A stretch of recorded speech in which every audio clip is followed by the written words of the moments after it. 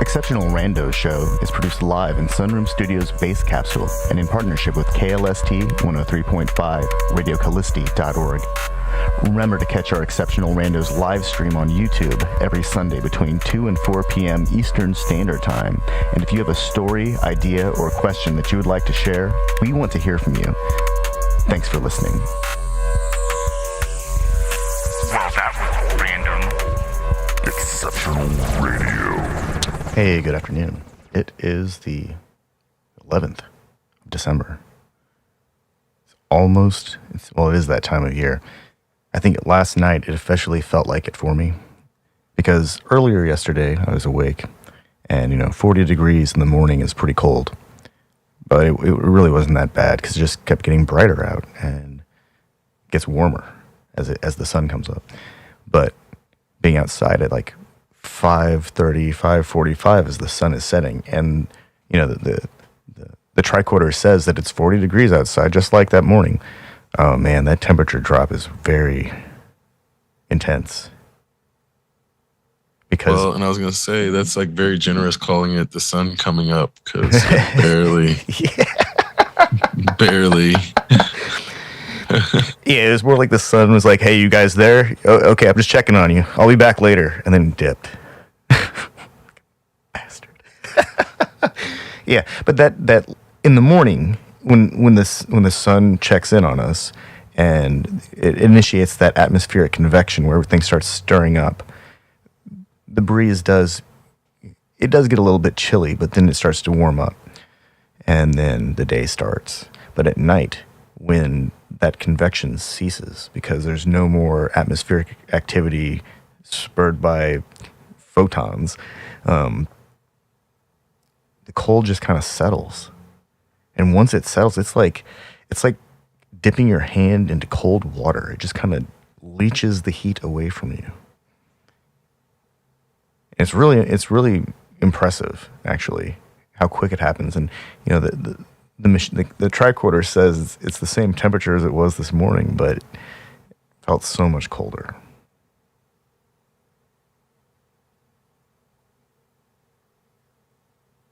Yeah, when it's cold and dry, it's also a lot more biting, I think, because things crack easier. Yeah.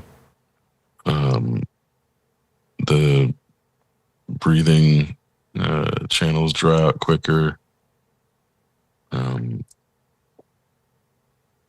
It's really easy to get a sore throat from things getting dry and cracked, and end up feeling like you're sick. Yeah. So that's Speaking of which, you know how I know the difference is when it's environmental and it's not allergies or some kind of pathogen. My nose, my nostrils, and then into my sinuses at the above, like in my forehead, those still function, and I can still smell things, but everything is just like a little bit dry or a little bit hot. But I can still, both of my nostrils are still functioning properly. Actually, my left nostril is telling me that I need to change the air filter in the furnace. Yeah, that's definitely something that needs to happen regularly. It's like it can totally affect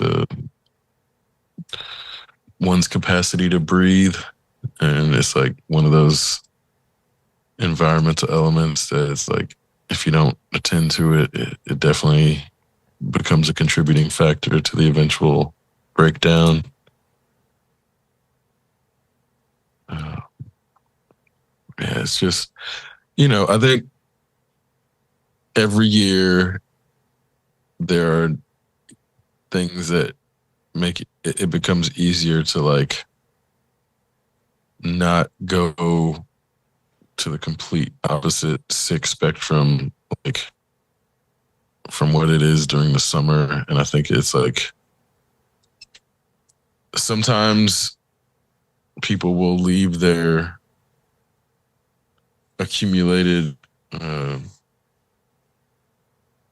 methods of dealing with it from the previous year and forget them and have to start from ground zero.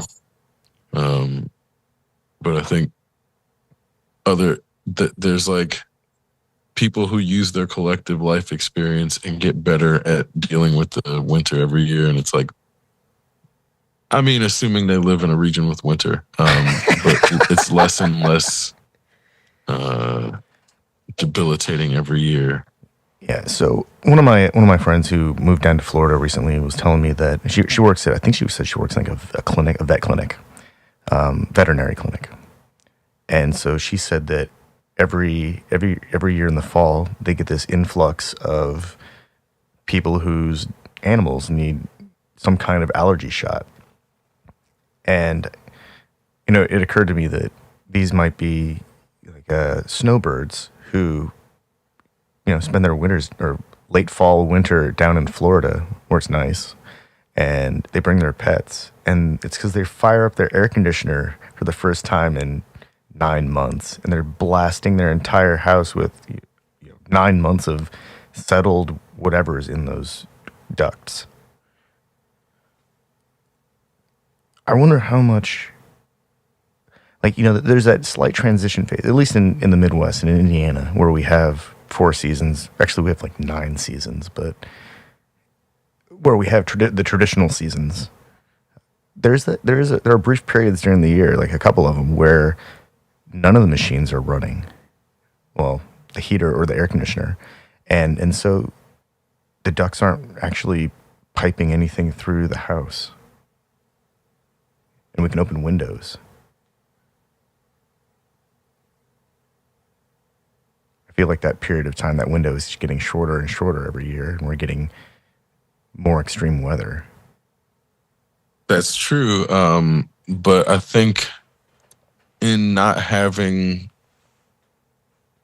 one of the seasons absent, we get a more rounded effect from all of it. Whereas the people in like Florida and California who moved to those places to avoid the winter season, now get a much more extreme summer and hurricane slash wildfire season, because on the one hand, like, yeah, they get to leave their windows open longer than us year round. But in the times where the weather gets extreme, they have to deal with much worse. Yeah. And that's where it's like, you can't have the perfect place. It's a trade-off where it's like, well, if you want to leave your windows open when extreme weather season comes, you might have to leave your house altogether. And when you come back, your house might not be there. And that's the reality of those places that people don't want to acknowledge, because it's like, I know people who live down south, and every year during hurricane season, they have to come up north. And it's like, people who live in Florida or, anywhere in the Gulf region want to act like that shit doesn't happen every fucking year. But it's like, oh, why do you live in India? Well, I don't want to like move every fucking year during hurricane season just to have to move back hoping that shit didn't get destroyed. Like, I'd rather not. And it's very delusional to think that a person's going to be the individual who's not exposed to that extreme weather condition that's normal for that region. It's like, if you live in Indiana, eventually you're going to get affected by a tornado, one way or another. It's just the way the numbers work out. It's like you can't avoid tornadoes forever, Man, if you live here over your life. In Indiana, may not be bad, but you can't avoid it. We get like the weather from Texas 2 days later half the time. And then the other half the time, it's like a variable of whatever the dice might give us.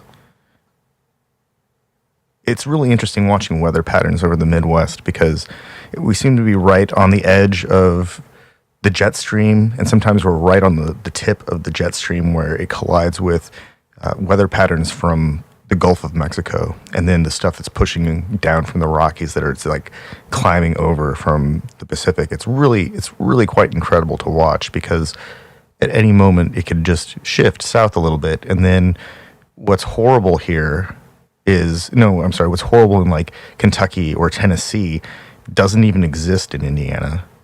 And then what's really like terrible in Montana, and it's coming right at us, might decide to shift up and just waylay Michigan and completely ignore Indiana. But then sometimes it doesn't, and then we get like a foot of snow. Yeah, I watched those patterns long enough to know that it's like completely unpredictable. Like, you think one thing's going to happen just because of the previous patterns, and then it doesn't happen, and it's like, what the fuck? And and then right as soon as we're about to get such a weird section, and then right as we're about to get just like waylaid by polar vortex, whatever's happening in the Gulf and in Texas is like, nope, we're here to save the day. And then we get some really weird warm and wet weather. I'm not sure I like the switch between like cold and dry to warm and wet in December.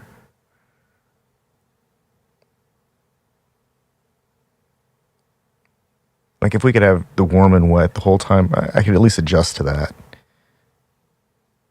But like 2 days on, 5 days off, 3 days on, 2 days off, like it's like anxiety inducing.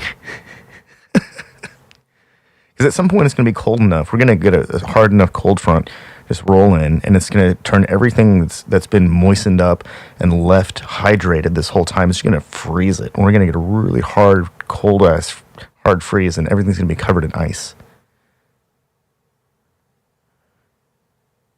Yeah, that's like that's most likely going to happen. Like, every year you want to hope that it doesn't. It's like, no, that's most likely what's exactly the way it's going to go down. There is one benefit to that, is that the following spring and summer, there are like no insects to annoy the crap out of us. So that's very true. I do enjoy the periods of not having to worry about mosquitoes. That's like the biggest, or any other bug. Fuck those things. Although we haven't really had any major, like any type of insects be a real problem in our area. So a few years Uh, ago, it was like, I think it might have been the summer before pandemic or 2 summers before pandemic. There was a wave of dragonflies that were sweeping north and just kind of eating all of the mosquitoes. And I think that there was like have been long-term impact from this. Is that these things just kind of devoured everything that was hovering around human torso height.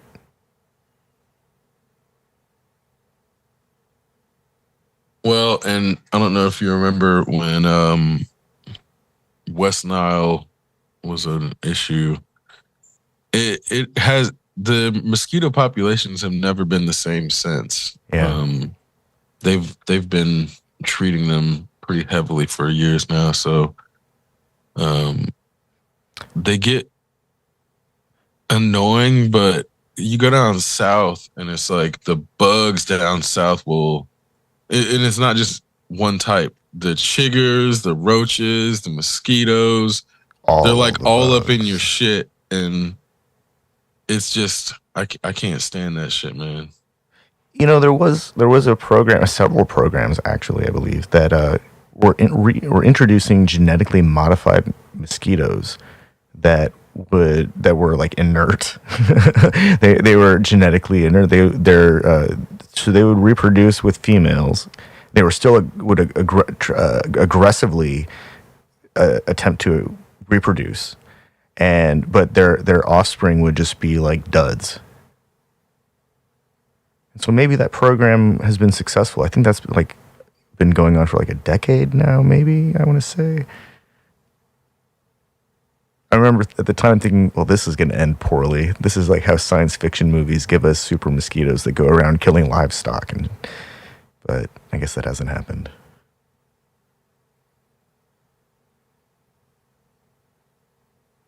Instead, we have giant wasps that are called red velvet ants, and those things go around killing livestock. I haven't seen that. That's pretty crazy. Oh yeah, they're huge. They're like big ass hornet sized ants that have red fur, and they have no wings, but they have a really apparently incredibly painful venom, not venom, poison. And they attack a cow in mass and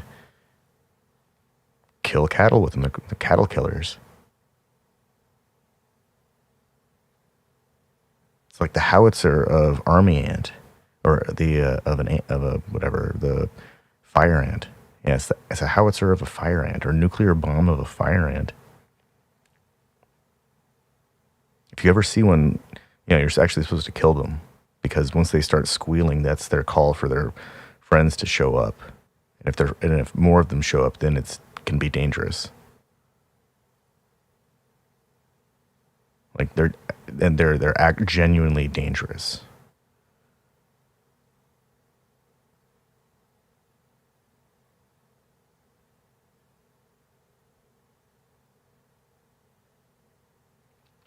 It's crazy to think of insects as like actually dangerous to us. No, man, I think it's crazy not to. Personally, it's like the people who don't see the ocean as dangerous. It's like The ocean is terrifying. yeah, and in the sense of these things can like permeate your being without much you can do about it. And it's like at least a person, I can punch them, like or something, a physical human being versus A giant ant. I mean, it doesn't even have to be a giant ant, a small ant. Yeah. And especially when you start dealing with droves of small ants, it's like, Yeah, it's a way swarm, more. or a horde of ants. Humans have to employ chemical warfare almost constantly in order to beat these things. Yeah. No, Bring in a chemical warfare specialist. I'm all on board with that because I've been to Texas where I've seen fire ant mounds, and they've been pointed out to me, and my friends have said, "No, watch out for those things. Don't step on them.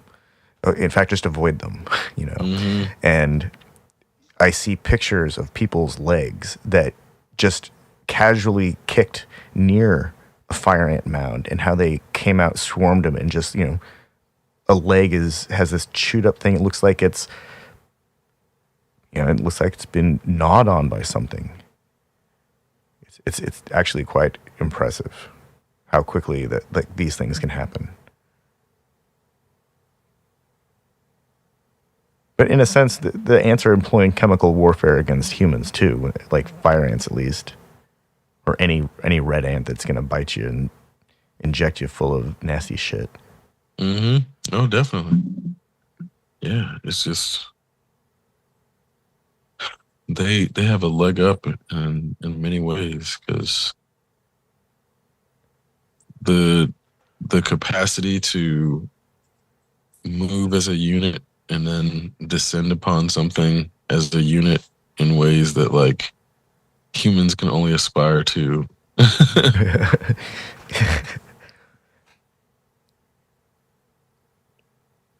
When I think about ants and wasps or hornets being related, being closely related, and when you start to look at them, their physical structure, they do resemble each other quite a bit. It's that's when I realized that there are ants that can fly, and I'm already terrified of them. Yeah, ants and wasps are. They're probably in like the same clade or something, or something even tighter up the tree. Genus or It's something. the same order. Same it's order? Hymenoptera. Okay. Yeah. It's like even further up the tree. Yeah, because it's like we had to learn that shit in the sense of the thorax is gonna be how you're gonna be able to tell a Hymenoptera in that they have like a body unit that's separate from their head, that's also separate from their abdomen, which like if you look at like a beetle, it's the abdomen and the thorax are like a single unit in a lot of cases. But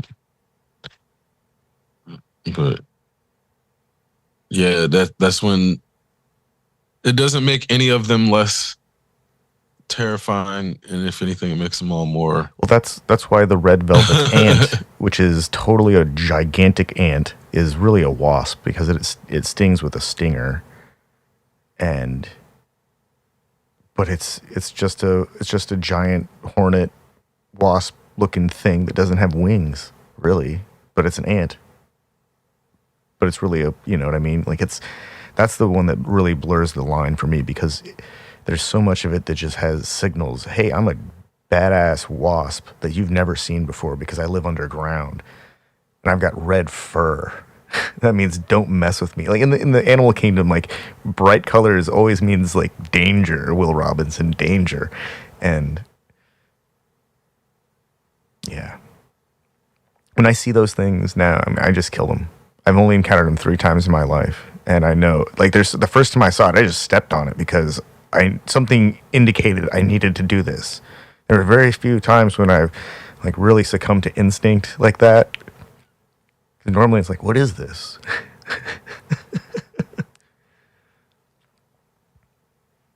Yeah, it looks like the females are wingless, which is why people call them ants mistakenly. Yeah. Can't mess with that. Yeah. But the females have the sting and the males don't. So it's going to be hard for them to sting a human unless they step on it or you got to go looking for that kind of experience, I think. Yeah. But with cattle, it's because the cattle steps near their nest, and then the females come out. They're like, "Hey, you," and then they say, take that. Mm-hmm. And then they get swarmed by like a dozen of them, and that's enough to incapacitate the cow, and then they fall over and go into anaphylactic shock and die.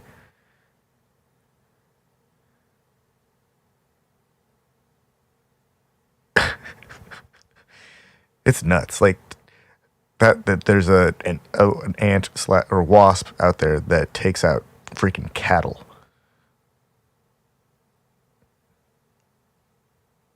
Oh God. Why are people holding these red velvet ants? Because they're idiots. Yeah, Jesus Christ, man. Somebody's got a picture on Reddit cuddling with the red velvet ant, and it's like just cradled in their hand where you're like, you're a fucking idiot. Oh my goodness. Oh God. I mean, I get it. There are researchers out there who are actively seeking out freaking whatever that Medusa's head jellyfish to gain insight into the way that it injects its freaking hypodermic needles and precision, hurts people with its whatever neurotoxins and whatnot. I get that. That's like for science, because they want to understand like the ways that they can, anesthetize areas for surgical applications, and potentially like cut off nerve signal transfer to the brain so that they can prevent somebody who's just experienced an incredible accident, so they will won't go into like shock that could kill them because they realize that their arm is obliterated, stuff like that. That makes sense. But some jackass holding on to a poisonous freaking wasp for Reddit, not for science, because scientists wouldn't have it in their actual hand.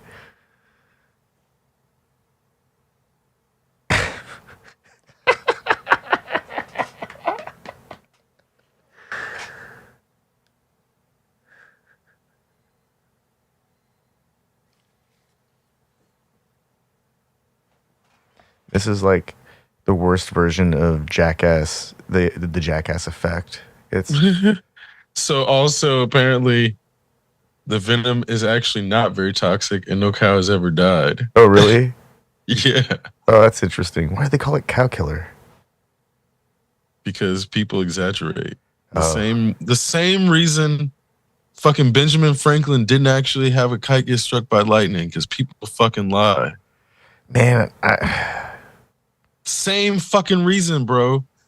People have just let that shit slide for since who knows how long. I want to like call that shit out, because that shit is a fucking lie. That's so disappointing. Specifically that thing where you're like, so many things are like built upon people being told that lie as if it's true, and then believing it, and then doing this thing where it's like, no, he didn't ground a goddamn lightning strike with a key.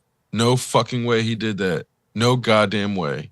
No fucking way. That shit is made up, because I'm just not buying it. I'm just not buying it, because why is the way people just exaggerate shit. But why is lightning gonna strike a kite, and then how is a kite string gonna conduct electricity?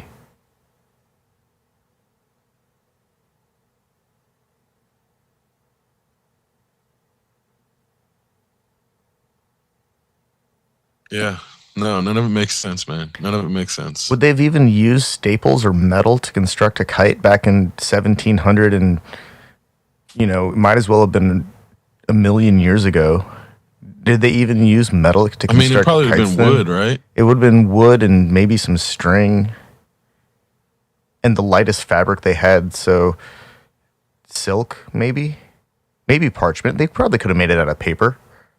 So maybe they're using them. None of that's conductive, though.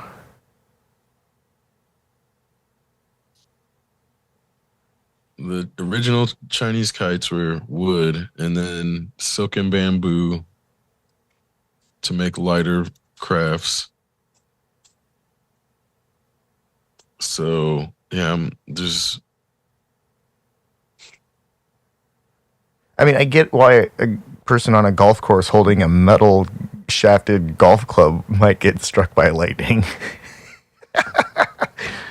Yeah, that shit happened when I was a kid in I can see why Crooked Creek Golf Park during a PGA tournament, and somebody died. Oh, yes. Probably cooked him right down to the soles. And also, golf shoes used to have metal cleats. I remember. It might have been an umbrella. It was either an umbrella or a golf I club. can totally see an umbrella like getting struck by lightning, especially because big ass golf umbrellas are like made with metal, or they used to be. Now they're made with carbon fiber. And I can totally see some golfer with like an entire golf bag full of clubs, like sitting underneath a tree or in a golf cart, getting struck by lightning. Yeah, here's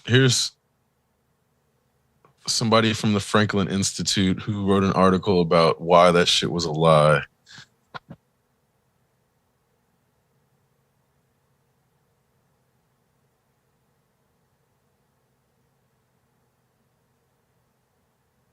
So the notion is probably that it probably picked up ambient electrical charge from the storm.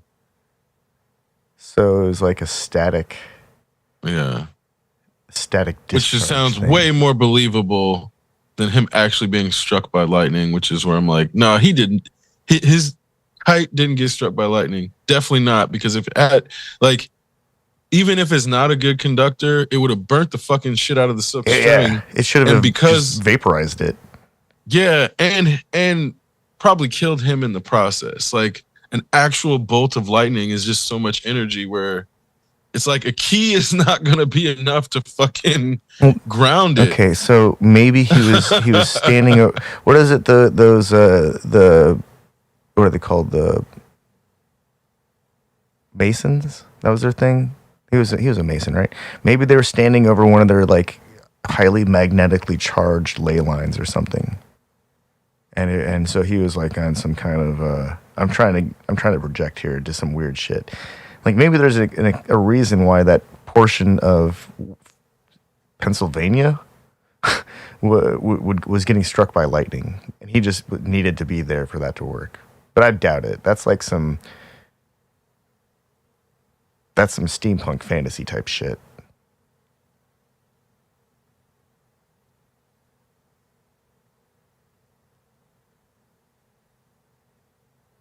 Where would something like that even come from? Like that kind of mythology? Is it just to inspire people to not fly a kite in the rain? Because that's kind of obvious, right?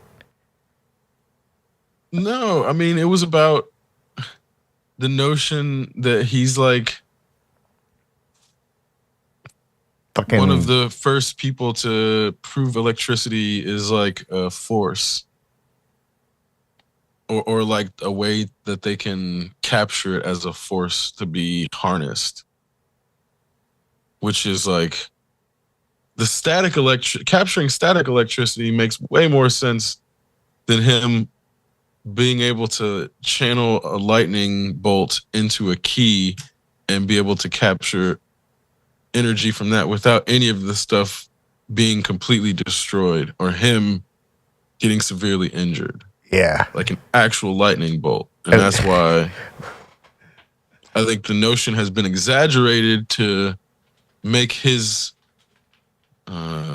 discovery seem more exciting and more fantastic.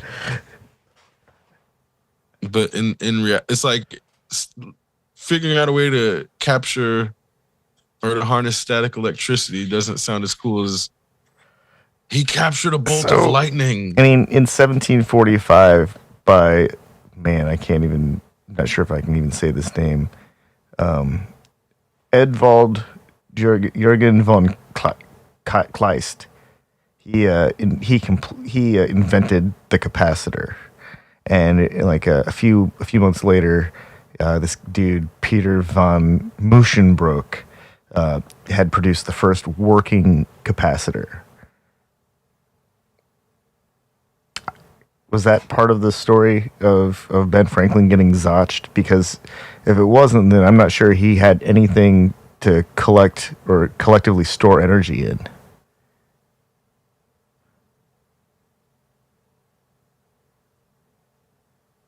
Yeah, they don't. There's no mention of Ben Franklin anywhere.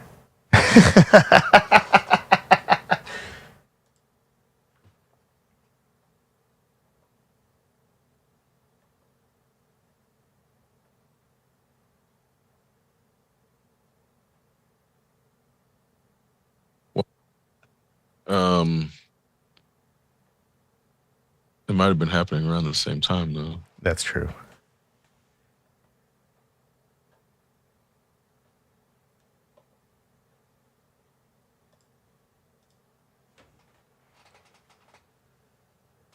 Huh. Oh, I guess Franklin's would have been slightly later. In the 1752. Huh. So maybe it's just like America was late to the game with electricity. Probably. I mean, that sounds about right.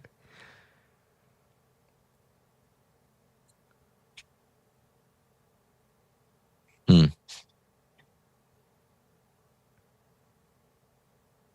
So, you know, America has this problem with people getting shot in public.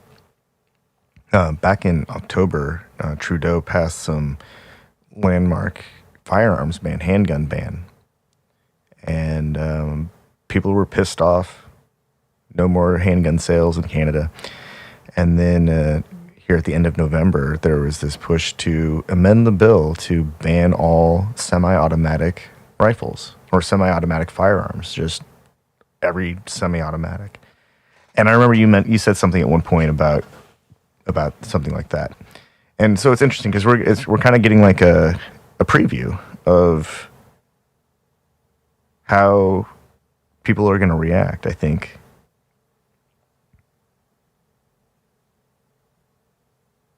There's like a lot of vocal resistance to it in Canada.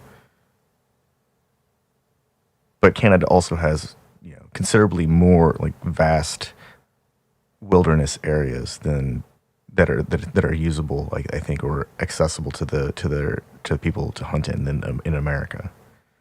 I'm not sure about that though. I'm not certain about that statement. Just from the looks of it though, it seems like there's a lot more. It's got a lot more wilderness, but it's not necessarily going to be producing things that people can hunt reliably, like in a way that them having to go into those places is going to make it like they're going to have to take as long of a trip. I think they have to take a longer trip than people in America would, but I mean, that's what I'm saying. It's not going to actually be worth it for people to like. They're also like only take that trip. There's only 1/10 of the population in Canada, and they have considerably more space per person, so they can have lower human densities. So it might be worth it. But it's not usable. It's not usable space. That's the issue. Yeah, there is a lot of mountainous and swamp. Yeah, so it's also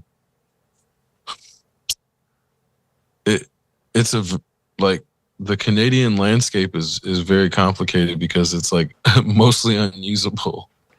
Yeah, but there's a lot of resources but they're still not really easily accessible. So yeah. It'll be interesting to see how it pans out though, because they've started with a firearms ban, with just a handgun ban, which seemed to go just fine. People didn't seem to mind, but there's definitely some people who are mad about semi-automatic weapons being banned because I guess they didn't see it coming. But when people are being shot up with semi-automatic rifles. And it's interesting because Canada is often accused of being like liberal. This seems like a pretty aggressive approach.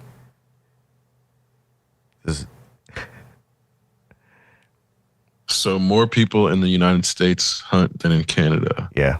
I mean, wait, let me check proportion though, because that's by actual stat.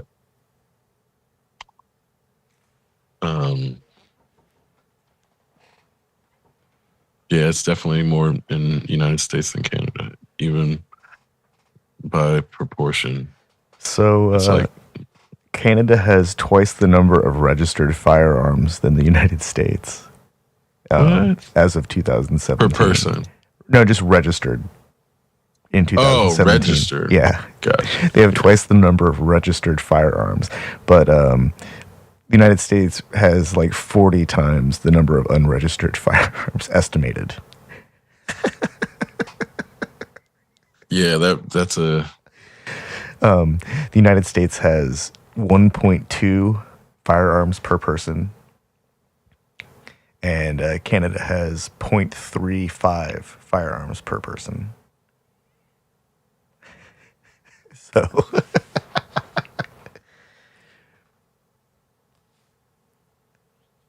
well, they're starting to see the impact of that gun culture. So we'll yeah. see, like, you know, if they start to see an increase in unregistered firearms, and if that violence continues. Yeah. I don't think it's going to change anything. I think Canada is in the same kind of boat, like economically, that the United States is in. Well, and with the politics, Yeah. it's like different, but not much. And in the similarities, there's like a racist right wing, and then a latent racist left wing that ends up making it seem like the right wing is actually all the racism, but in reality, like the left often depends upon the system of like white supremacy actually still dominating the landscape so they can have something to like overcome. Otherwise, there's no opposition. So it's like in Canada as well, the left is sort of dependent upon the right wing just getting worse and worse progressively. That statement is like about Canada and the United States. Yeah. I felt. That's the similarity for sure. Yeah. It's, But it's about different populations because in Canada, it's about like the indigenous people. yeah. Like they're definitely racist towards black people. It's just much more focused on indigenous populations up there and Asian people for that matter. They're like really racist towards Asian people. No Asian is safe from Canadian racism. Like it's really crazy. Because then you'll see people who are like not who you wouldn't think that they would be racist, being racist towards Asians in a way where you're like, well, god damn, that's crazy. Canada is the second most well-armed country in North America, according to Wikipedia. Even beating out Mexico, Mexico. which is crazy.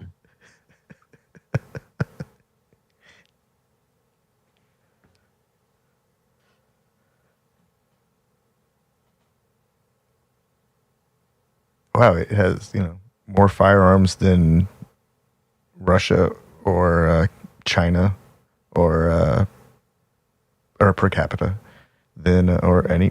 None of the United States actual enemies are in the top. Yeah, top 10.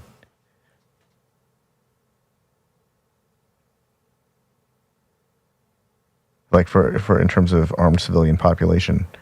I don't think that there's. I think. I mean, the Falkland Islands have 62 firearms per 100 people, but their population in 2017 was like 3,000 people. So.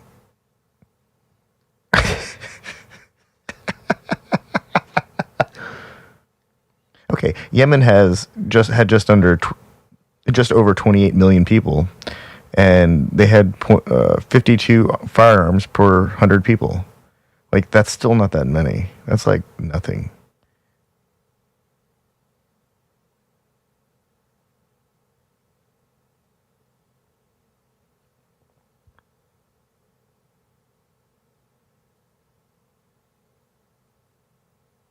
Why does the United States have so many damn guns?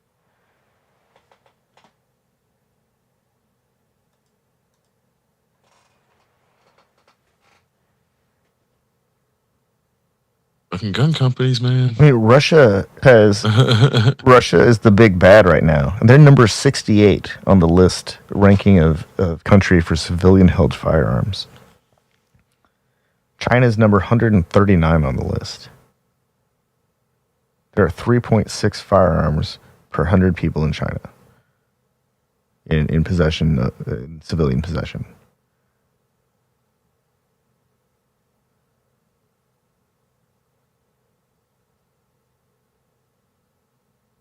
China's not going to hand out guns during some kind of armed conflict. They're not going to just like drive a truck through villages and be like, "Here's your guns." People are going to start shooting people. They're not that stupid. What the fuck?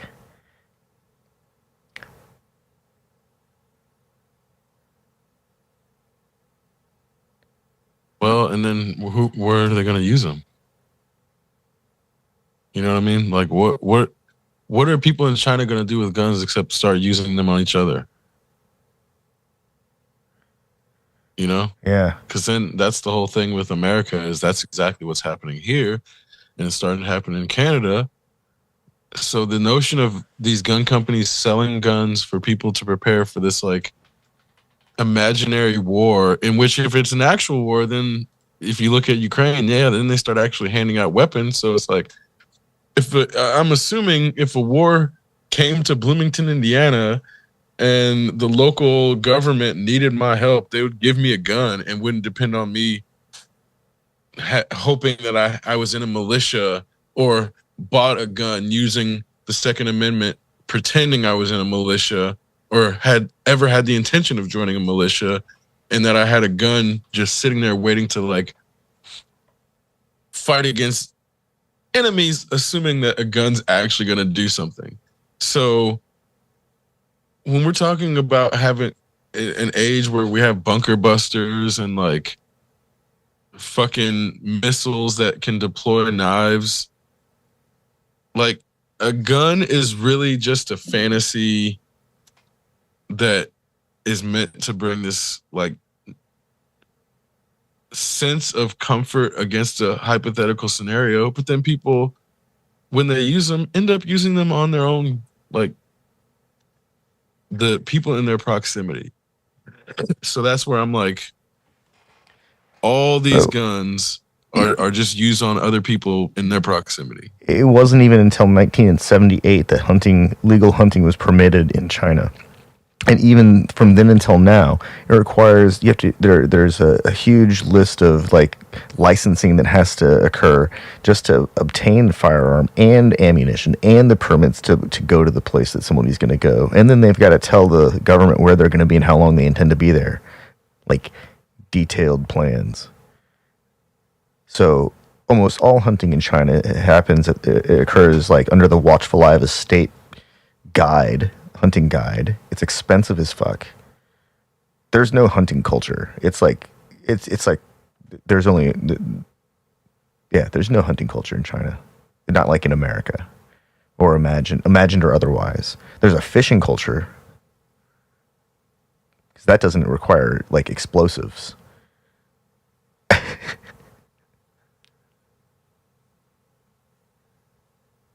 Yeah, anybody can end up fishing, right? Yeah, you can go fishing easily. All you need is a net.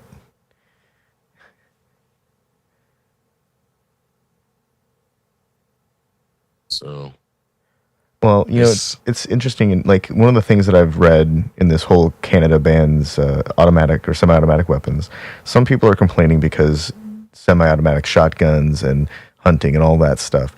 But then when you dig deeper, it seems that all of the semi-automatic rifle that they're trying to protect is an SKS, which is essentially an AK-47 with all wood with a hunting stock. It doesn't quite look like the military weapon of yore, but it kind of does.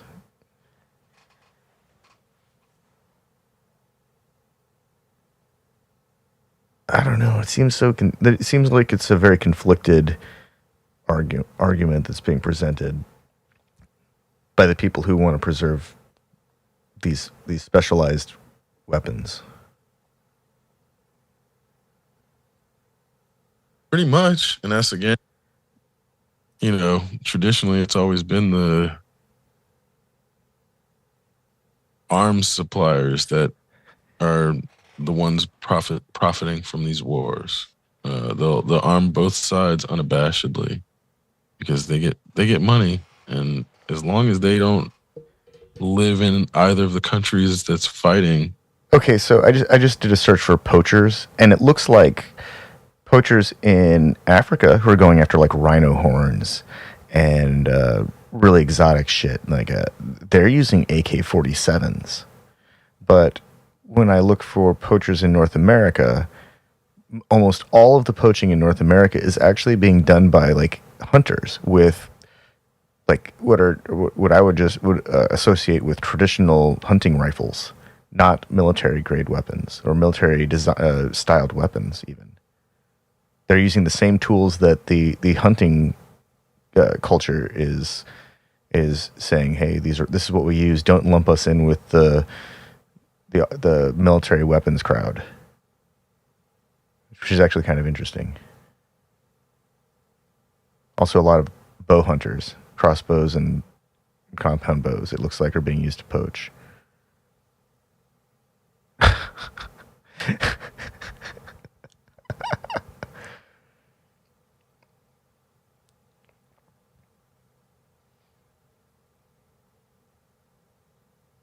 Man, it just seems like a bunch of people are mucking it up for everyone else.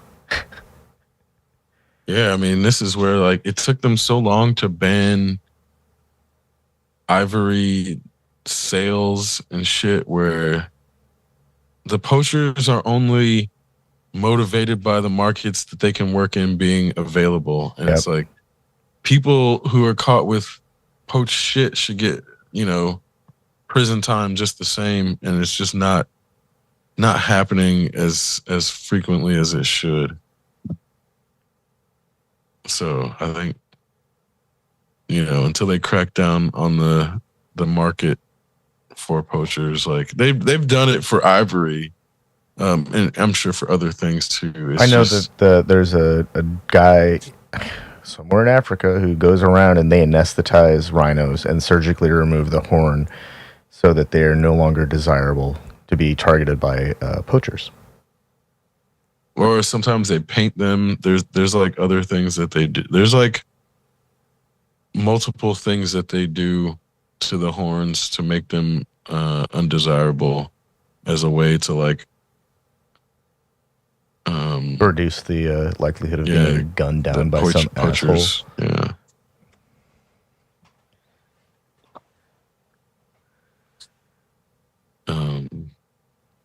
But also there's like, I think it was like some elephants that started not growing tusks after so many generations of like them being poached.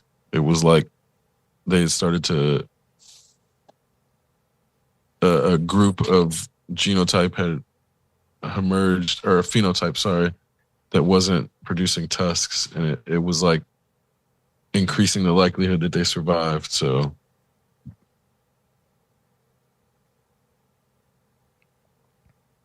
that's crazy because elephants live on such a longer time scale than we do. Yeah, tuskless elephants evolve and have a higher chance of surviving poaching. They started reporting this around 2018. So, and this is all within the time span of firearms and poaching of elephant tusk, right? It's just, about 500 years. So 500 years to be like, hey, we don't need these things right now. Let's get rid of them. That's pretty quick. Yeah. Elephants live a long time. They don't reproduce very frequently either. So. Mm-hmm. That's actually really cool.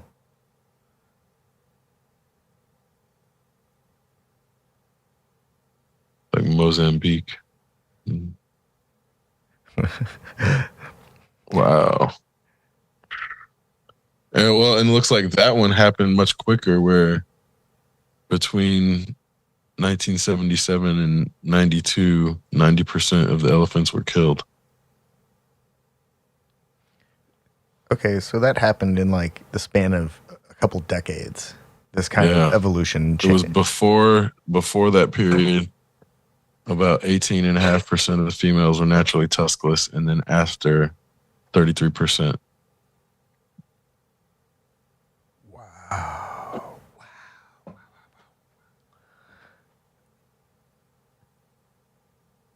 Man, if evolution can occur within elephants in the span of like less than a human lifetime,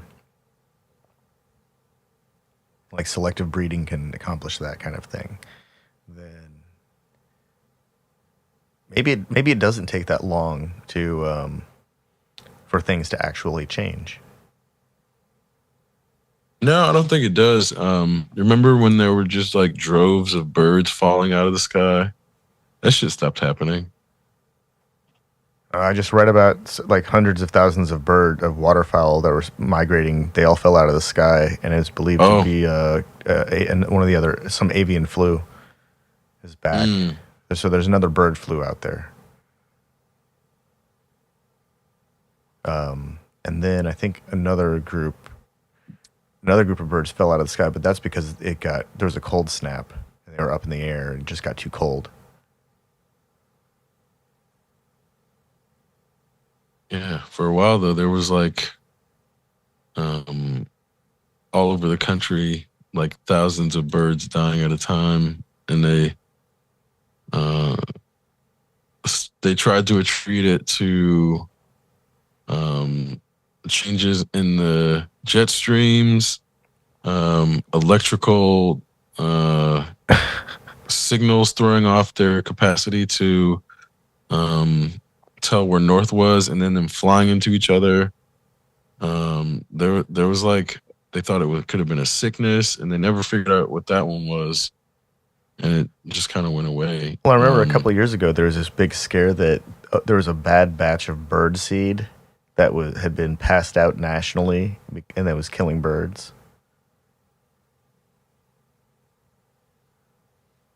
I don't think that's related though. Like, man, if birds are getting thrown off by like Starlink or something really dumb like too many satellites,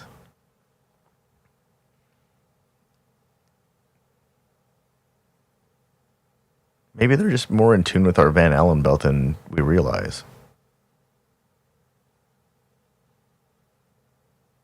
The birds are supposed to have that compass inside their head. Right, which surely our satellite towers and rampant magnet electricity is throwing it off. Like, our electrical systems have so many magnets in them.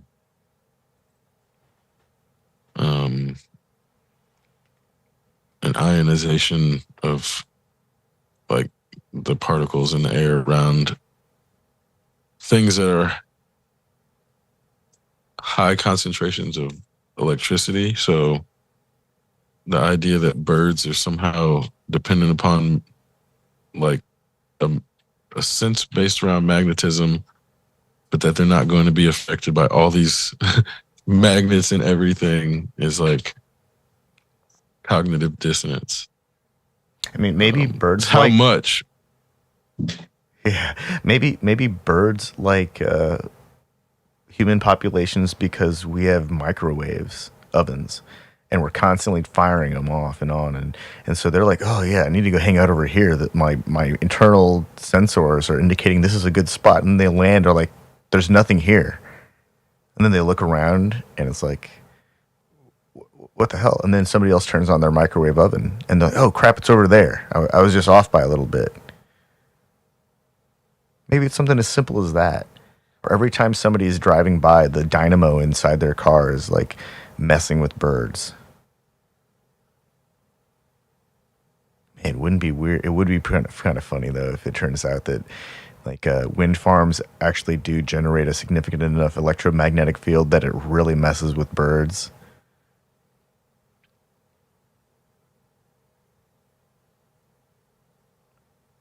Well, I know it was like the air circulation that was like causing them to fly into the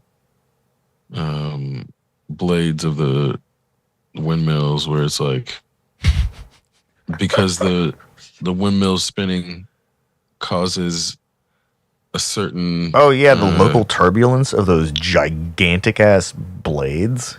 yeah, and if they get too close to it, it throws off their sense of how to deal with the turbulence, and then they'll just like fly right into the blade. That's not surprising at all. Those things are so big. Like, just unbelievably huge.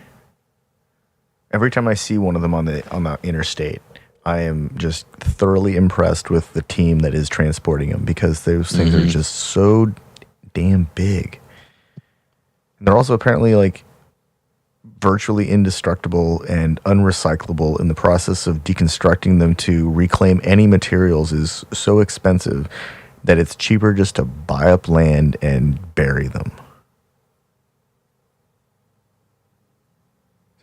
Because eventually those big blades get cracks in them, and they start to their performance wanes. It starts to stress out the bearings and the generators, and then everything goes haywire, and they have to turn off those big ass generators because it's dangerous to operate them. And then they dismantle them, and those big ass blades are expensive as fuck. And it somehow costs less to transport them and bury them than do anything about it, because they can just make another one. They're going to last like 50,000 years.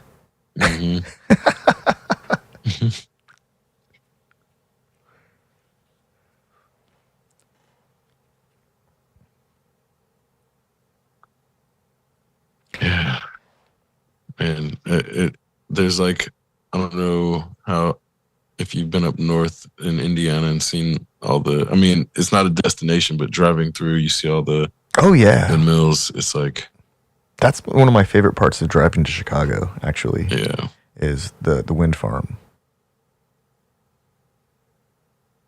yeah, it looks like something that should be happening all over the country in places where there's wind, which is like,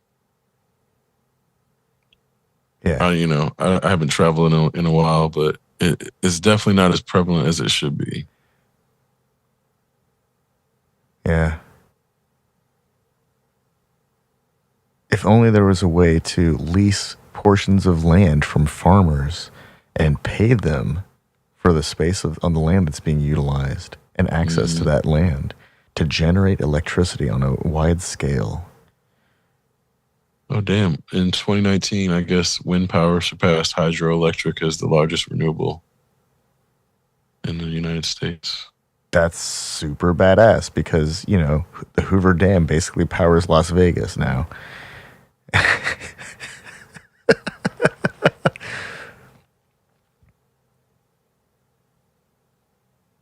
pretty sweet.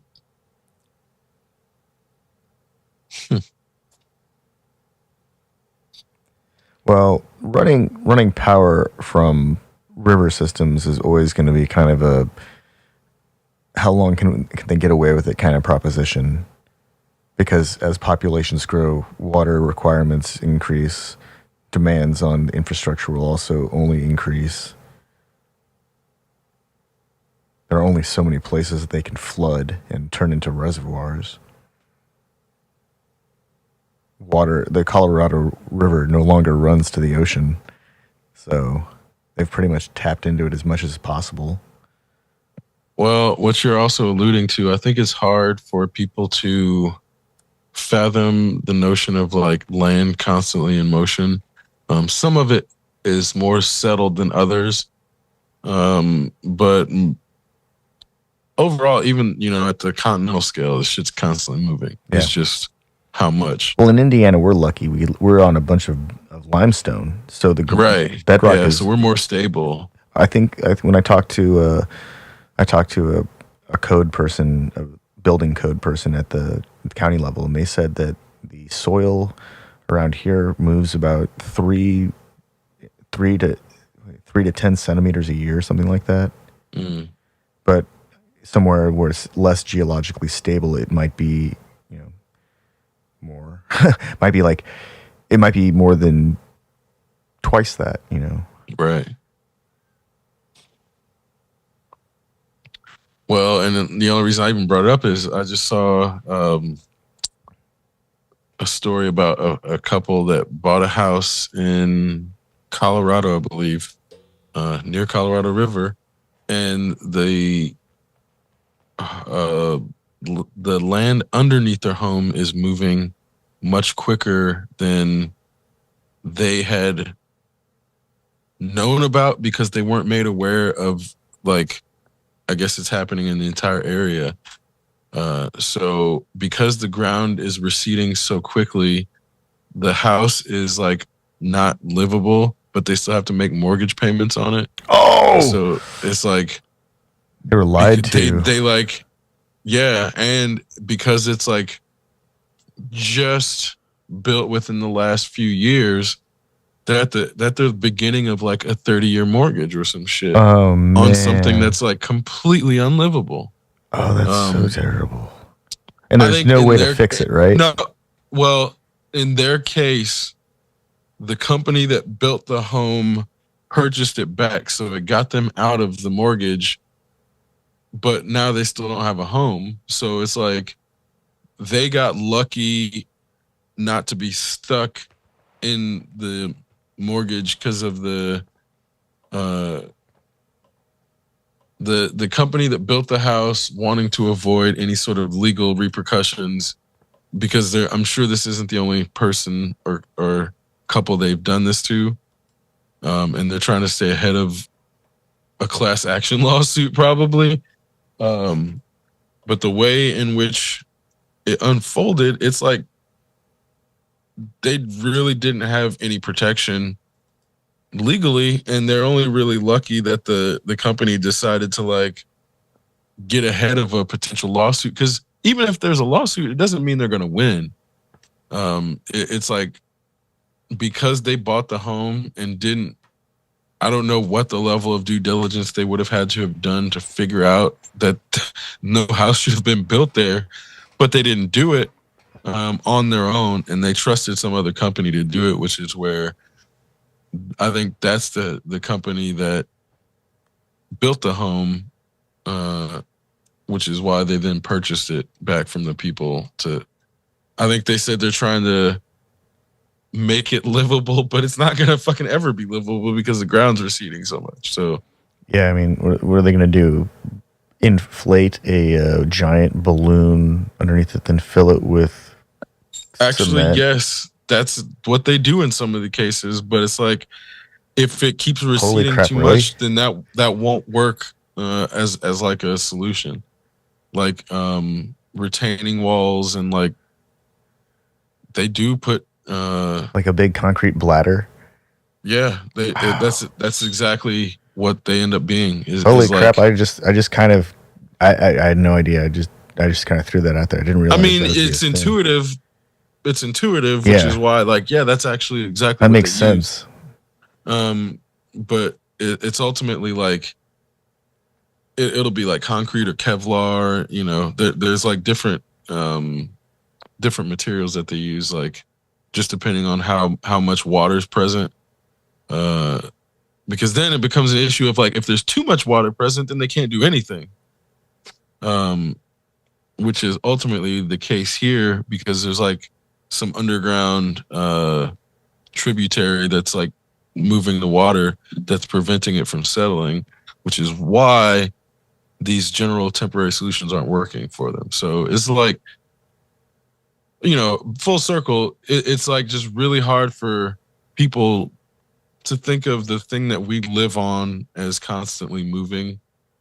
But even as you're saying, the most stable bedrock cities still have like some movement, even like 3 centimeters a year. I mean, an inch might not seem like a lot, but it's a lot. It can accumulate enough to cause something to not be able to sustain the load that it was originally able to sustain when it did not move. Over the course of a decade, 10 inches would be this, enough to undermine the stability of the foundation of for sure any building. You see it a lot in like sidewalks cracked or like foundations of buildings having cracks in them, and it's like a lot of that is from the movement of the ground over time, making that thing take on more of a load than it was meant to take on when it was originally placed. Like same with like, okay, our apartment complex, it's like collapsing towards the middle because of the ground movement over time. And it's not something like, it probably won't ever necessarily collapse, but you can see the way over time that the foundation is like expanding because of the ground moving, that then the support beams on the building have moved slightly and now they're like slightly bent in. And it's not something that is even really easy to see if you're just looking, but if you actually like inspect corners of the room, then you can really start to see where the frame is bending or where the support structure is like under more stress than it was when it was originally built. And it's like, again, I don't think that this building is necessarily ever going to fall down because of the movement, but it's probably like a 30-year-old building, and you can definitely see the accumulation of those 30 years on the actual movement. Oh, 50? Oh, it was made in the 70s. Yeah, so it's a 50-year-old building.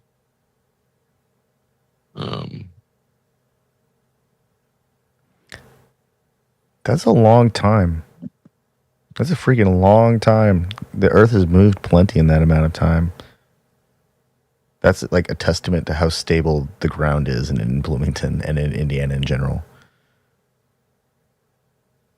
And we're far enough south that like we're still sitting on all sorts of weird topography. Like we're in sinkhole country, not like the flat northern portions of Indiana. Yeah, have you seen the sinkhole on 10th Street? I don't think so. There's a new one? I mean, well, I guess it depends on which one you've ever seen. So it's on 10th Street by across the street from the parking lot for the workout place. SRSC. SRSC. Oh yeah. Like, it basically, what is it? Teeter, I think is Yeah. but it's like a 40-foot long sinkhole that opened up, and they had to shut down the roads, like the road that goes off 10th Street because it wasn't able to bear enough support for cars to drive through. Yeah. It's interesting. The water had been going through and moved the ground underneath, and it just fucking. What's crazy about that is that whole road that parallels the railroad tracks. There had been a road along that whole section for a long time before SRSC was built, and there was all sorts of housing in that general vicinity, like family housing for IU students. And for years that road had existed and no problems. And they built SRSC, and all of the water that it diverted only took I think a decade or whatever, 15 years for that to happen. for it to like undermine the watershed in that area. And you'd think that an institution such as IU that has vast resources that to conduct like geological impact survey or environmental impact survey, that they would have known, oh yeah, by the way, this is going to happen if we do this. You think that they would have had some kind of engineering class where that they took this into like put this onto the floor of the classes, like, hey, we're gonna fix this problem this year, guys. This is your big project this year. We're going to make part of IU's the shape of IU work better ecologically. We're going to pair up with a group from whatever SPIA, and they're going to make some things happen. That hasn't happened though. Instead, they have T-shirt contests.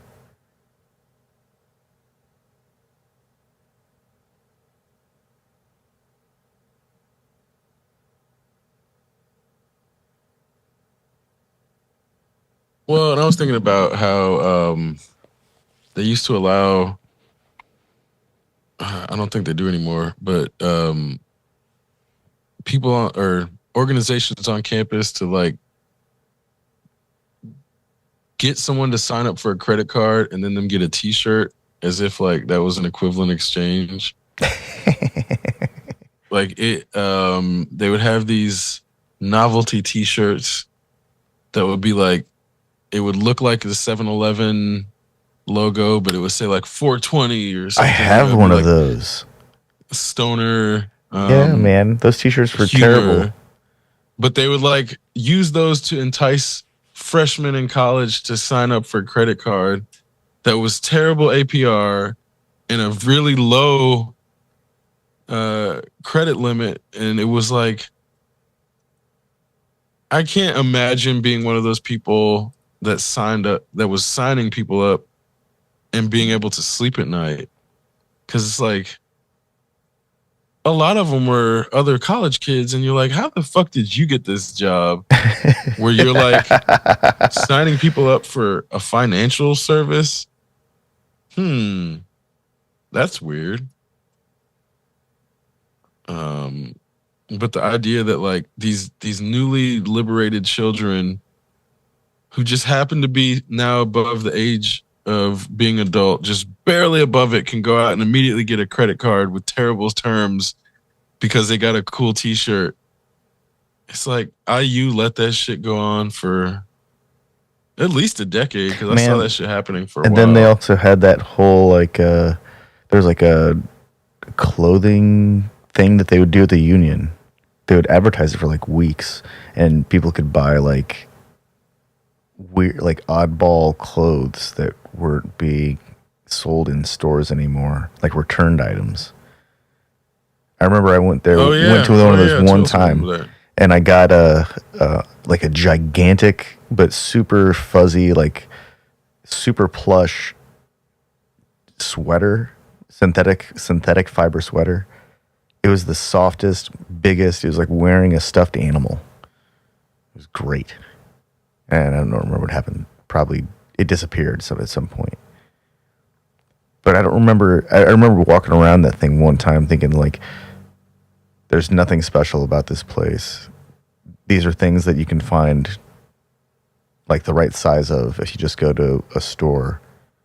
What the hell is this? It didn't make any sense to me. And it seemed like people were really excited about it. Like,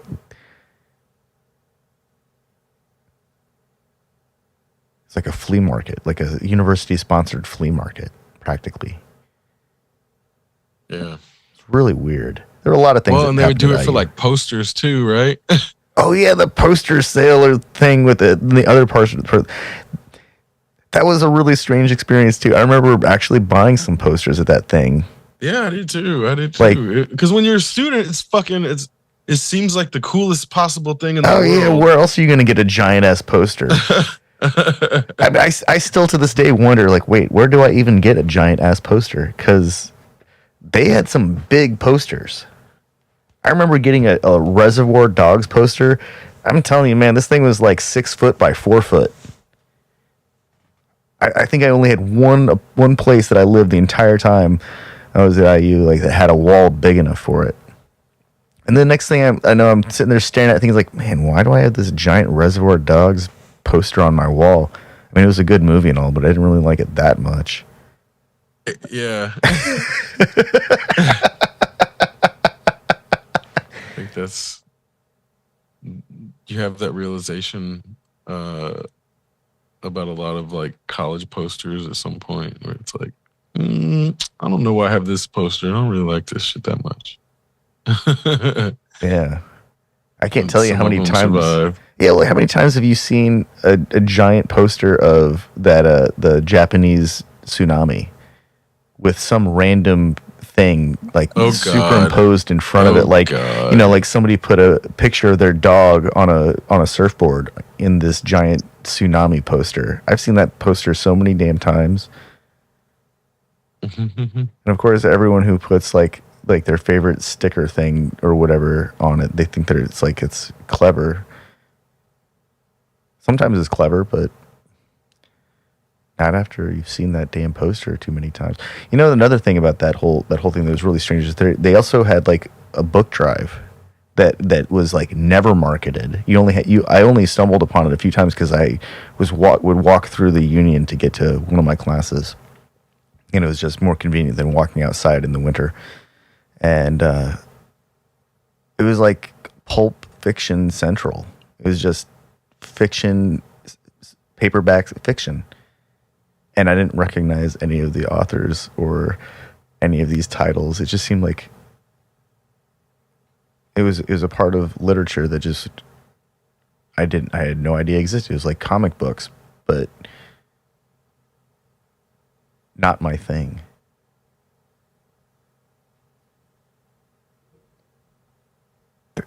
IU also did that with furniture too. So there's probably some like money making wing of Indiana University that exists in the shadows that no one really talks about.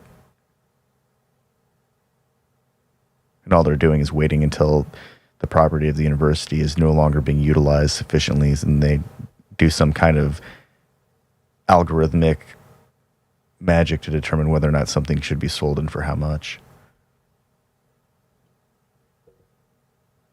Well, and it's interesting how much the meal plans are like just giving the students the capacity to gorge themselves on absolute shit food. And then in the process, there may be, there's like, some decent options for healthy food. Like the actual cafe in the on campus is not terrible, but the idea that somebody's going to give the option to go either to McDonald's or something that like is healthy but doesn't have like a brand name on it. Well, dumb kids are going to fucking go to McDonald's every goddamn time. And then what is it like the grocery it's like the little quick shop or whatever, quick stop, and you can just go in and get a bunch of fucking mini muffins or like Twinkies or like a bunch of sugar and non-healthy food that kids thrive on and think that it's like the best thing in the world for them to be able to just go buy a bunch of like terrible shit at a time when, because of the fact that they've been restricted, turning them loose with this stuff is like almost a guarantee that they're going to like go like head first into too much embellishment and like not be able to control their impulses concerning the type of food they eat, the timing of the foods they eat. And then in the process, that's going to have a direct effect on their capacity to be a good student. So it's like, I know as somebody who went through it, it's like all these kids are getting set up to fail almost every single one of them. And it's like, I saw the transition when helicopter parents started to become a thing. And the helicopter parent didn't actually help the situation, because instead of like helping the kid transition into not making the wrong choice, the parent would just continue to try to make the choices for the kid. And as soon as the parent leaves, they start making the absolute wrong choices. And I know it's like, it's not easy. It's really, one of the reasons I don't have a kid is because I know it's not easy to like take someone and make them listen to the times when you're trying to help them after they're raised in a place that makes them inclined to want to test all the boundaries. So guidance is like a perpetually difficult thing to do in this country, because you're always told one thing, but the reality is always a different thing. So it's impossible to trust guidance almost at any point.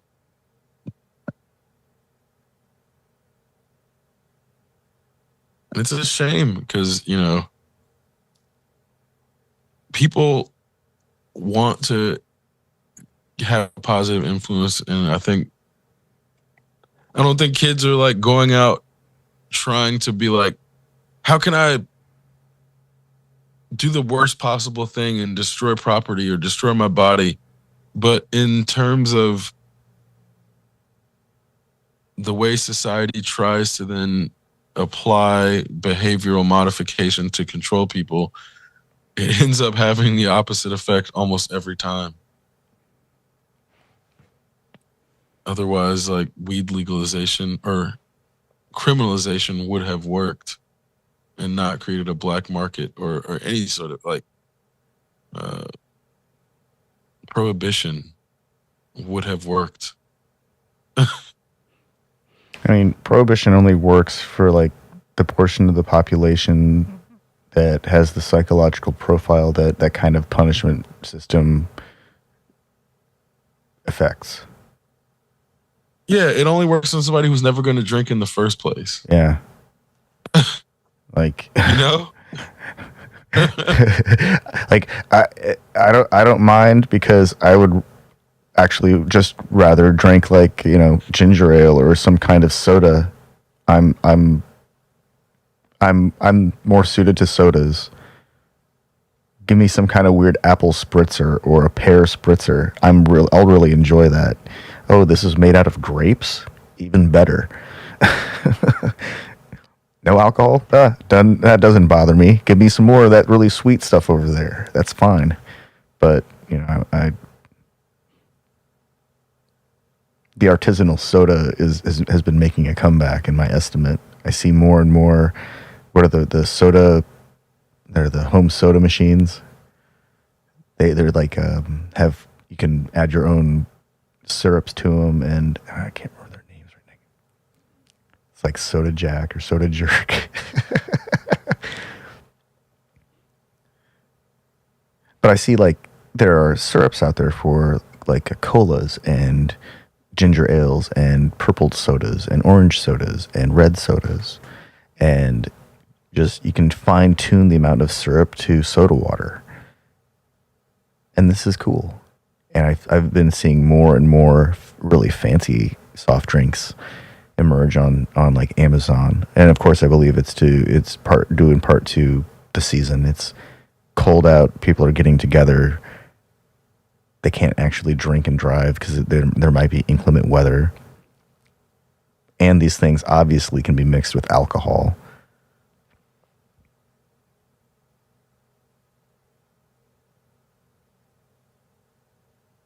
But I think it's a good thing to have more sodas and soft drinks available.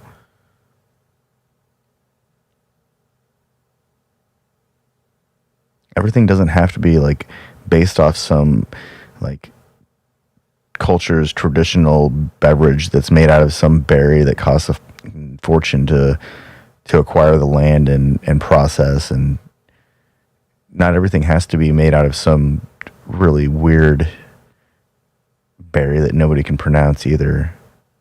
or something like a pomegranate that doesn't actually taste sweet.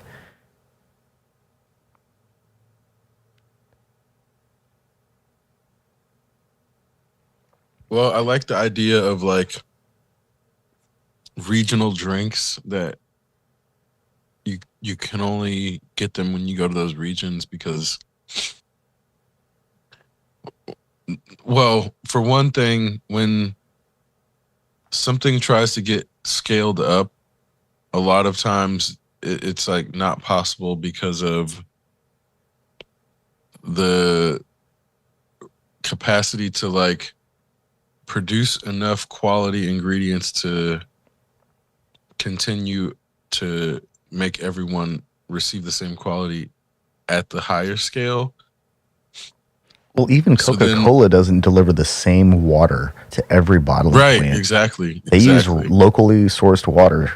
That's why Coca-Cola tastes different in Indiana than it does from Illinois or Kansas or Missouri, Colorado. The Coca-Cola tastes different in every state because the water is different.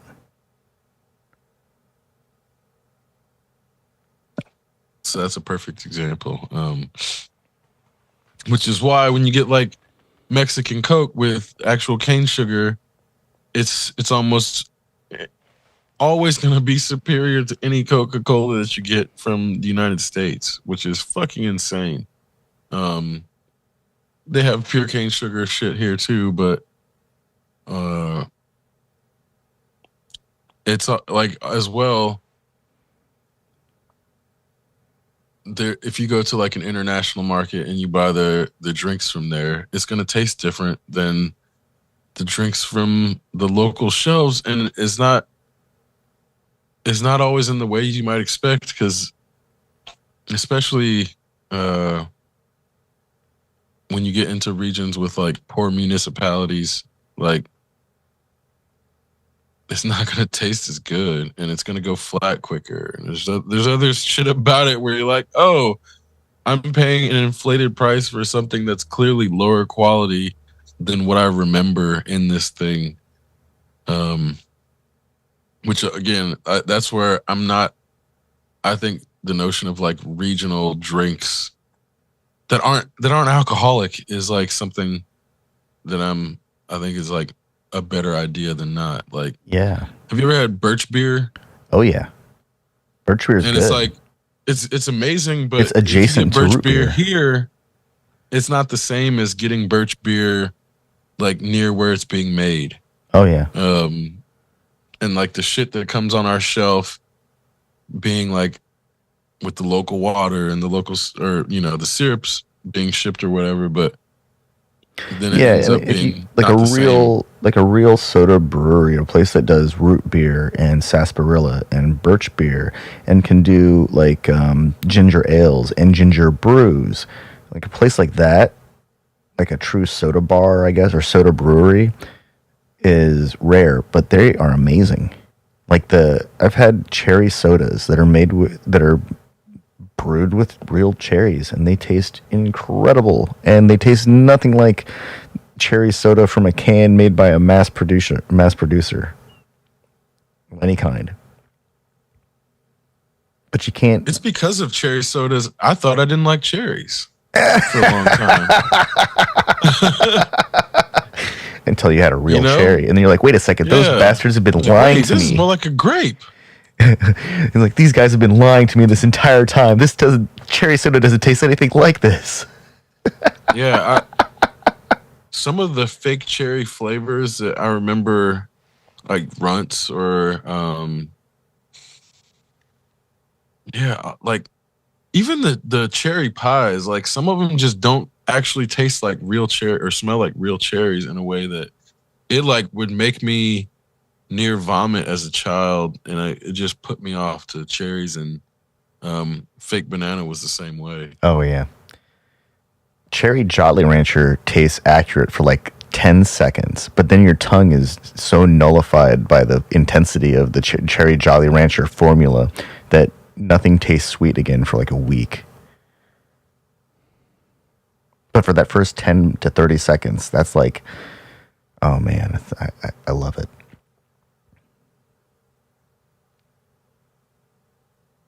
It's a real terrible trade.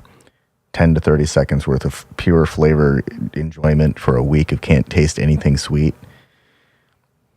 It's a really bad trade-off. Yeah, man, Jolly Ranchers are like the idea that kids eat those. That should be like an 18 and up candy. Dude, I bought I had a 5 pound bag and it lasted me almost a year. And I was not trying to preserve them. And after a while I just kind of gave up because you can't there's no amount of brushing one's teeth that can prevent the amount of just abuse that all of those Jolly Ranchers put you through. Oof. And also, I couldn't taste anything for like a year. Like months later, I started to be able to taste things again, and I realized how big of an impact that it had on me. Like, seriously, months of recovery time from a minimum of a Jolly Rancher a day. And you think like one Jolly Rancher a day isn't that bad in theory, but because it like adds up, it's like a cumulative effect. Fucking over 300 Jolly Ranchers a year. Yeah, it doesn't seem like that much, but over time, my sense of taste, sense of taste in regards to sweet things was obliterated. And so, I got really good at tasting varying levels of salt as a result, but it made Oh my God. hot things were like not hot anymore because the sugar factor was completely thrown off. And, savory things tasted really weird. And I couldn't tell. And it took me months. Dude, my sense of smell was also fucked up too. Well, here's why. There's 11 grams of sugar in one fucking Jolly Rancher. That's like an entire soda worth of sugar. That's and because they're so small, it's like there's no possible way, but it's like just melted down, re-rocked up, concentrated sugar to the tune of 11 grams per Jolly Rancher. That's like, just all sugar, basically. That's like the crack of sugar. it's the crystal meth of sugar. You can't pack more sweet factor or sugar factor into a smaller container without like creating a sugar singularity. Well, they're only 17 grams per Jolly Rancher. It's all sugar. The rest is It's like it's the nexus of sugar and flavor at their stoichiometric balance.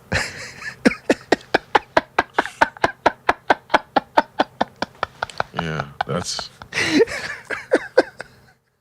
why your taste buds were like just dying, completely rocked for a year, just covered in sugar. Man, well, and it's funny. Like, there's so many types of foods that we eat that are just basically dressing up sugar consumption.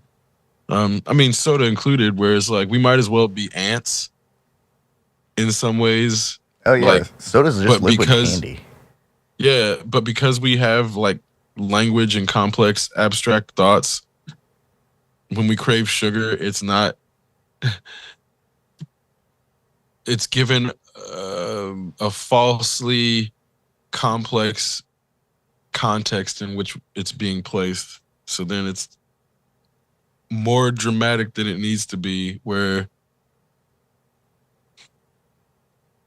like it sounds stupid if you would have just like mixed sugar in some hot water and like let it cool and drank that, but it would have served the same purpose essentially. But because of our cultural paradigm. Like we need to like put it in a candy wrapper, give it a stupid fucking name. I Like, mean, I'm give actually it a really. stupid fucking color, and then put it on a shelf, and have to trade like another transaction for it. I'm actually completely willing to soak some sugar in some water with some tea leaves and then drink that. I'm all about that, actually. That's like one of my favorite wintertime cold weather beverages. But it has tea leaves in it, and those things generally contain caffeine. Mm-hmm. So I'm not gonna lie, I do like Kool-Aid, but that's flavored sugar. I mean, and there's no real. That's about as straightforward as it gets. Yeah. Is Kool-Aid. Yeah. That's like, oh, There's we know no we're caffeine. dumping in a bunch of sugar. It's like the more sugar the better when it comes to Kool-Aid. I don't know. There's an index of flavor to sugar ratio, and if it's too sweet and doesn't have enough sugar or flavor, then it's like but you can just add water. That's true, but sometimes that's the benefit. That's the beauty of it. It's like if it's too sweet, you can just add water. But then you have to add and more then you flavor. Got more. That's true. You do end up with more, but you got to keep. There's a balance. Like if it's not enough flavor or not enough sugar, it's kind of a bitter flavor or kind of too tart in the wrong way. But if there's too much sugar and not enough flavor, then it's just sweet. And if there's too much water in either direction, then it's just too watery. I guess you could let it evaporate off. You could cook off the extra water.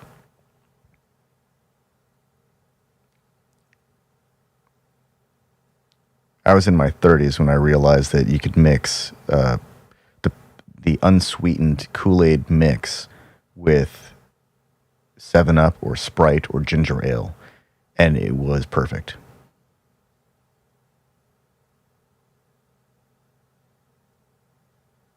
It's like the best combination is start with 7-Up or Canada Dry and just start adding unsweetened Kool-Aid mix. Don't have to worry about the sugar to liquid ratio. You can make it as tart as you want.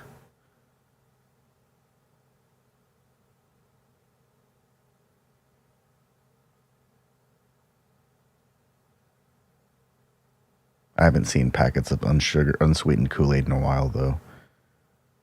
I'm not even sure if they still exist. Yeah.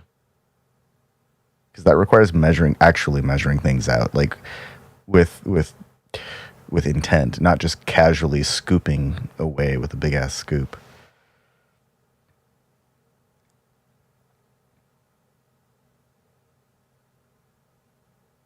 Man, it's like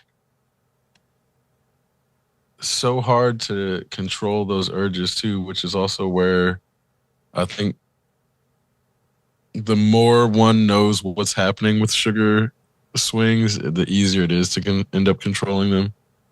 Yeah. And in the process to like be able to monitor the dosage, because it's like you don't want to be hypoglycemic and then overdose and go too far in the other direction. You pass out either way. This, like, yeah, it starts to swing.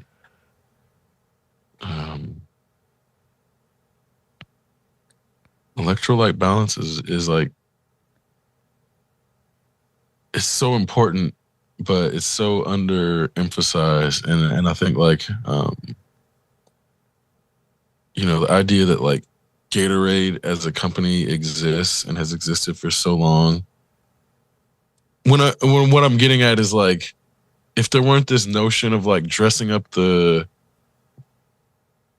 plastic bottle with the neon Gatorade lightning logo and turning sugar water into a brand, if people just realized they needed sugar water, they would be more inclined to have their own homemade sugar water.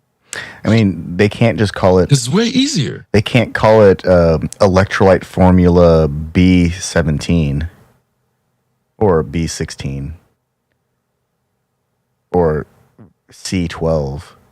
Although I think that would actually be way cooler than what they've got now, because their orange doesn't taste like orange fruit. It tastes like orange color, and their red definitely tastes like red color, not fruit punch. And I don't know why they think cherries are white, but cherry and white does not compute. Well, and I guess what I'm getting at too is like a lot of times these tastes end up just having slightly perceptible differences that aren't enough to actually constitute its own flavor beyond sweet. Yeah. Some variation on sweet, and it's just because they're just like tweaking the combination of terpenes or whatever, flavonoid, whichever one is the one in like they've got that both specific. Yeah, for sure. But I mean, in terms of like whichever one they modify, it's like, oh, we might add a slight bit of limonene or remove a little bit of limonene, and then that's like why it's like orange versus red. And then they add some modifier. Citric acid. Then they add another modifier to it so that the limonene is more effective on the way in, but when they exhale it, it translates to something completely different. Well, and that's just like in a lot of cases when it's meant to be orange or lemon flavor, they're just adding citric acid. Yeah. And it's not, they won't necessarily be using extract from these fruits. And it's like, well, that's because the taste buds are really easy to trick. Yeah. So. Yeah. They're doing it with crystals and salts, which is the crazy part. It's like crystal salt electrolyte blend. Give it a letter and a number. That actually sounds really cool to me, but I'm pretty sure that it's unappetizing to a lot of people.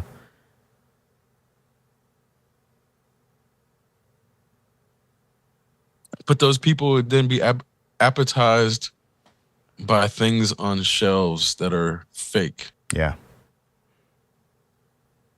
Because then that's enough, how many food commercials do we get shown knowing damn well that the food in the commercial is dressed up with something fake, and then if we go order it, it's not going to look like that because it's not real. I mean, what is it? The motor oil instead of syrup, glue instead of milk, fucking,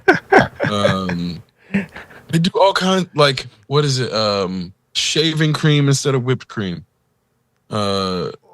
All these substitutions because the actual thing doesn't look as good on camera. So then when we're shown these fake things to make us hungry or make us crave these things, it was never real.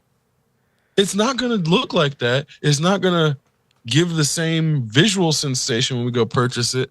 So why are they allowed to lie to us like that? That's actually the reason that I would never buy. I don't like cologne ads, is because they always show this glowing from behind bottle of cologne, and there's just something so unnatural about it. And I understand that there was a brief period of time where product photography was doing this heavy fantasy lighting schemes in a lot of advertising. Unfortunately, it's kind of stopped, and it seems like clip art is dominating advertising these days. But for a while there's a lot of things, even alcohol, of course. It was always like stuff that was being marketed towards men as like, oh, this is the glowing thing that's going to change your life and make you successful in all the areas that you're not successful enough already in, because we know that you're successful, otherwise you wouldn't even be looking at this product. That kind of vibe. And I always thought, I was like, man, they're really just pushing this thing like the diamond in the rough, the gem among stones.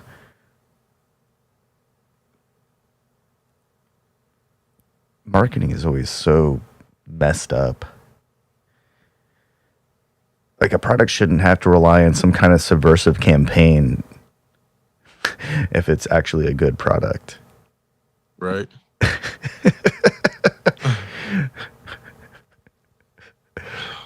That whole, like, if I actually want this, why do I have to be lied to factor? It's just not You'd think that'd be like some kind of common sense, but it seems like it's not. Yeah. Man, and it's like, okay, the Black Adam movie is gonna lose money after everything is said and done. The movie costs like 250 million or something. Oh, yeah. 224, something around a little over 200 million to make. Well, the marketing was about the same, so that's why it's gonna lose money. It all said and done, if they would have just taken $50 million and just like given it to people, they would have lost less money than going through the process of what Black Adam being made and then marketed to lose money is going to end up doing. And it's like, what happened there? Why did we go through this whole? If capitalism is going to say it's about profit, and then they did this thing that was clearly a Dwayne "The Rock" Johnson vanity project that didn't turn them a profit because of their spending. What was that? It wasn't art. It wasn't for the sake of art because it wasn't good art. It was terrible art. It didn't help the company. They're possibly gonna reset everything. Yeah. And they were using this as a way to potentially reset everything. So this was just like, Black Adam might as well not have been made. They would have been better off not having made that at all and just like taking $50 million and giving it away. So like, what system are we in when actually doing the thing that they thought was going to be the success is like a lose? Everybody's losing. You know, it's funny. Like, I enjoyed Black Adam as a Rock movie because that's what it was. It was the Rock with the cape.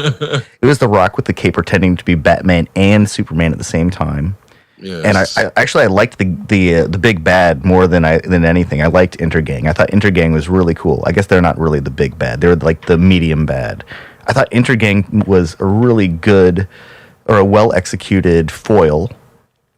I thought the big bad at the end was kind of dumb, like fighting Devilman in like that. Just seemed I don't like, even remember who it was. I don't without you saying a name, I cannot for the life of me. I can't either. That's why I said who was the fucking climactic. That's why I said Devilman, because that's all I can conjure up.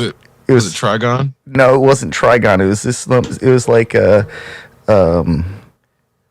some fake deity from the peoples of Kodak or whatever. Komdak. Oh. You know, it's only. It's only relevant to the origin of Black Adam, but the origin of Black Adam is irrelevant to the potential character of Black Adam doing things in the DC universe. Like, they don't need to do these stupid origin stories. They could have just jumped right into Black Adam as a character and explained Black Adam through minor vignettes as they were doing the actual story, instead of the whole let's waste the first third of the movie on background and then fill it in later as we think that the audience is ready. That's just cheap story writing. That's like, that might as well be, let's throw a dice and let the dice decide.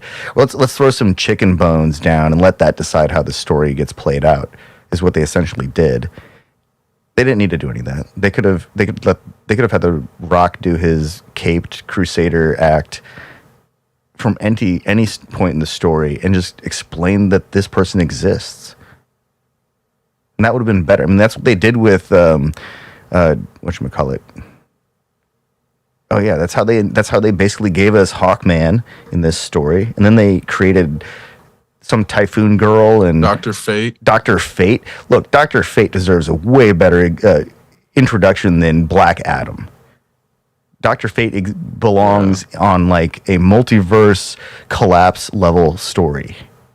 Not some like, oh yeah, we're going to sacrifice ourselves so that Black Adam can have a moment of clarity and step into the light. That's some bullshit. Dr. Fate is supposed to be there like when literally the fate of all eternity is in the balance. Not because The Rock wakes up from his nap and he's pissed off about it. I feel like The Rock just killed big budget comic book movies in a way. In that, I know Marvel's not going to stop making them. Well, yeah, they've got Disney money though, right? But even Disney money's getting shifted around. But the issue is like, but they can make those anyways. Go ahead. I was going to say there's a much better prospect of taking unknown characters and doing low budget iterations on those instead of trying to do a big budget. And like even the Disney approach has kind of shifted in that they've done bigger budgets for the TV shows, but these are clearly significantly less budgets than like a film. So like we're already seeing Disney shift their model in a way that because they're still putting out movies, it doesn't feel as much of a huge shift. But going in, like She-Hulk is not a huge character. So taking a small amount of money and putting it into the She-Hulk mythos is a much smaller risk than taking a big amount of money and putting it into the Black Widow mythos, which didn't really pan out. It's like, yeah, and that it's not just going to come down to The Rock, but it's going to be more and more difficult for these big studios to make bets on big budget movies because they're just not paying off as much. And like if Black Panther 2 does not cross $1 billion, we may not see another like $500 million or what I guess what is it like $300 or $400 million that they topped out at.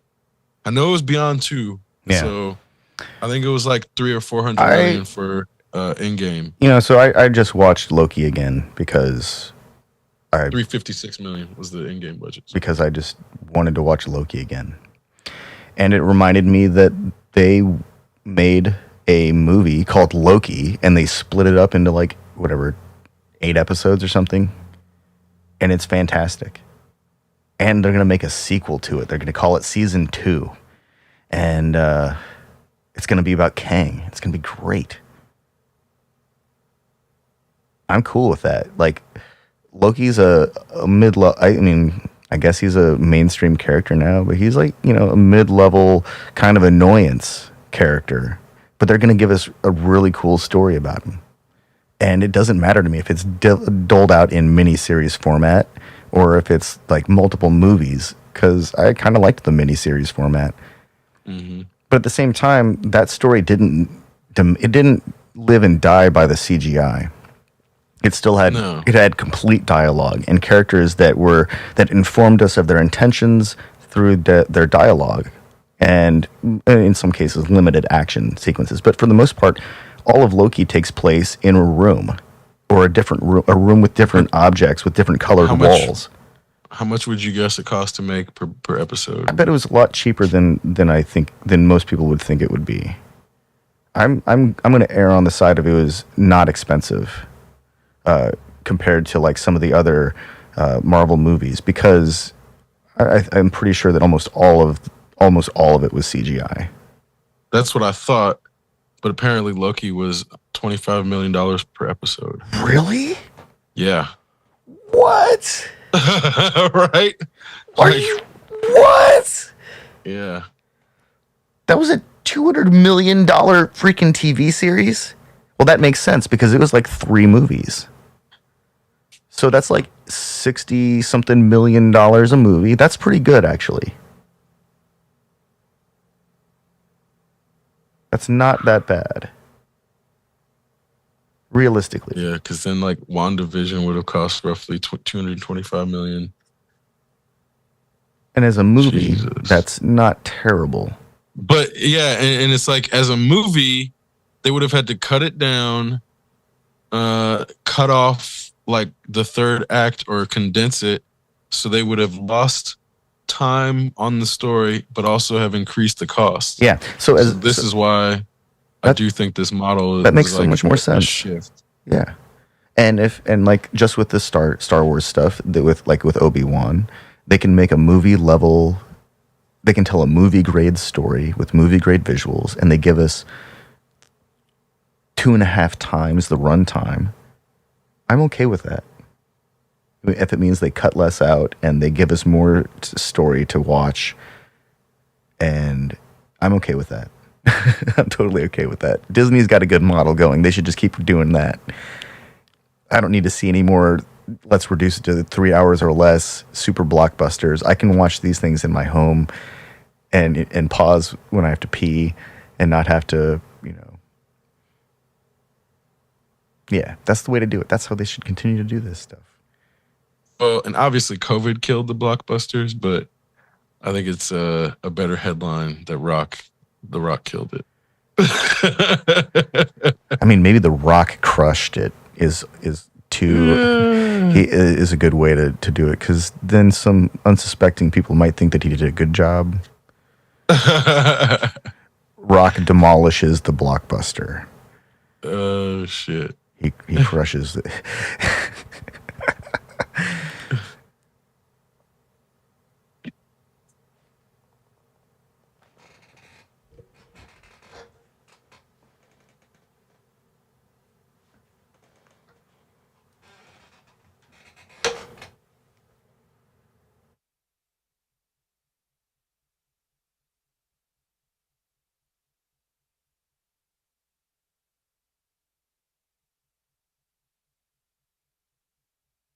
Exceptional Radio.